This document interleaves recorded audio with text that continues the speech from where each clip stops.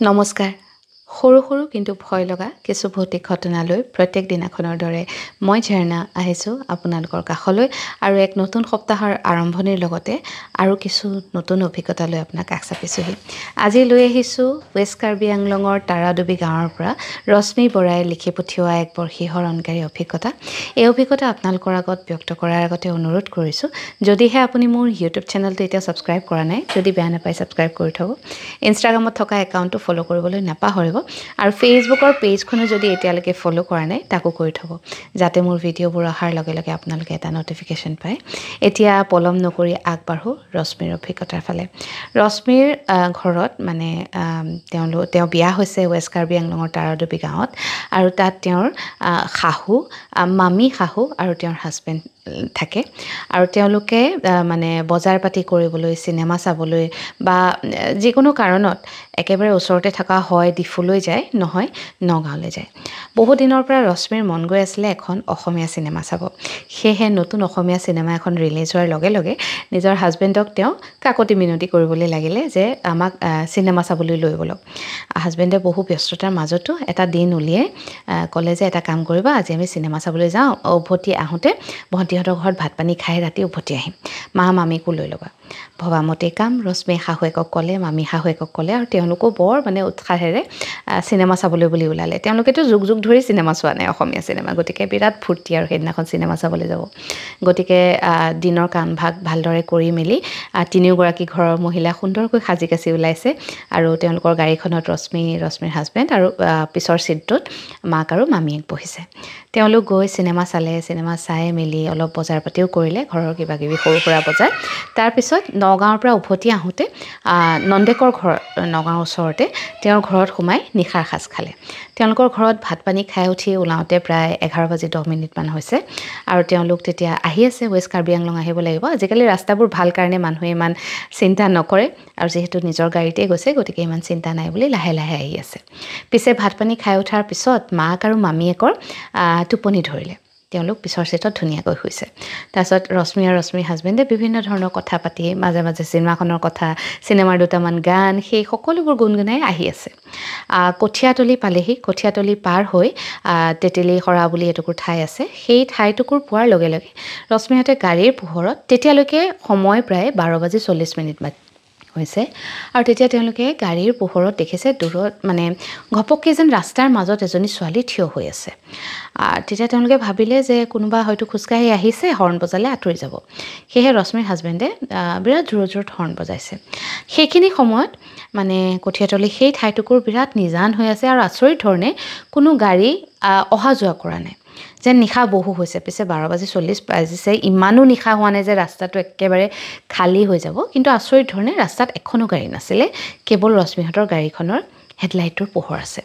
আৰু পোহৰত তেওঁলোকে দেখিছে এজনী ছোৱালীজনীৰ পিন্ধনত এযোৰ হালধীয়া মলিন চালৱাৰ কামিজ আৰু ছোৱালীজনীৰ মানে অদ্ভুত ধৰণে ৰাস্তাৰ মাজত থিয় হৈ আছে। তেতিয়া ৰশ্মিয়ে হাজবেণ্ডক কৈছে যে পগলা নেকি, ইমান ৰাতিখন এনেকৈ ৰাস্তাৰ মাজত অকলে অকলে থিয় হৈ আছে, আপুনি হৰ্ণ বজাওকচোন।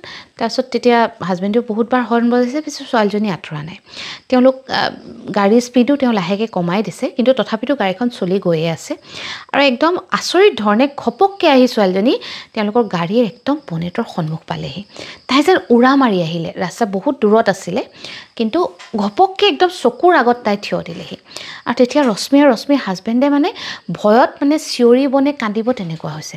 তেওঁ বিৰাট জোৰত ব্ৰেক মাৰিছে, ৰশ্মিয়ে হেণ্ড ব্ৰেকডাল হাজবেণ্ডে ধৰাৰ উপৰি তেওঁ ধৰিছে মানে কেনেবাকৈ এক্সিডেণ্ট হয় বুলি। আৰু তেতিয়া ছোৱালীজনীক একদম গাড়ীৰ বনেটত দেখিছে তাই হাত দুখন থৈ তাহাঁতৰ ফালে অদ্ভুত ধৰণৰ এটা মানে ভংগীমাৰে চাই আছে।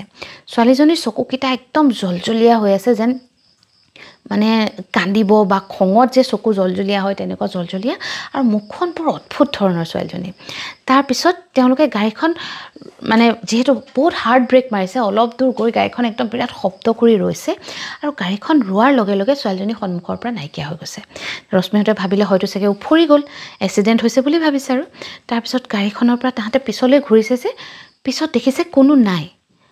তেতিয়া মানে ৰশ্মি আৰু ৰশ্মিৰ হাজবেণ্ডৰ লাগিলে যে এইটো কি হ'ল আচলতে যদি তেজমঙহৰ কোনোবা মানুহক তেওঁলোকে খুন্দিয়াইছে তেনেহ'লে হয়তো ৰাস্তাত একদম লগে লগে পৰিব লাগে বা উফৰি গৈ দূৰত পৰিবগৈ লাগে কিন্তু তেওঁলোকে গাড়ীখন ৰখাই ইফালে সিফালে চাইছে একো দেখা নাই তেতিয়া তেওঁলোকে গম পালে যে এইটো মানে সাধাৰণ পৰিঘটনা নহয় যিমান পাৰি সোনকালে ঠাইটুকুৰাৰ পৰা যোৱাই ভাল হ'ব আৰু সেই হাৰ্ট ব্ৰেক মাৰোঁতে মাক আৰু মামীয়েকেও সাৰ পালে তেওঁ সুধিলে কি হ'ল বুলি তাৰপিছত তেতিয়া ৰশ্মিয়ে ক'লে কথাখিনি তেওঁ ক'লে মাকে মানে কৈছে যে এইটো মানুহ নহয় তহঁত ব'ল সোনকালে গাড়ীখন চলাই কিন্তু গাড়ীখন যেতিয়া ষ্টাৰ্ট দিছে গাড়ীখন চলাইছে আচৰিত ধৰণে গাড়ীখনৰ ওজন বহুত বেছি হৈ গৈছে যেন গাড়ীখনৰ বনেটত কিবা এটা গধুৰ বস্তু কোনোবাই থৈ দিছে আৰু গাড়ীখন মানে ৰশ্মিৰ হাজবেণ্ডে চলাবই পৰা নাই 30-40ৰ ওপৰত তেওঁ নিবই পৰা নাই যেনে তেনে যেন চুচৰি বাগৰিহে তেওঁলোকে ৰাস্তাটুকুৰ পাৰ হৈছে আৰু তাৰপিছত তেওঁলোকৰ প্ৰায় 2-2.5 ঘণ্টা লাগিলে মানে তেওঁলোকৰ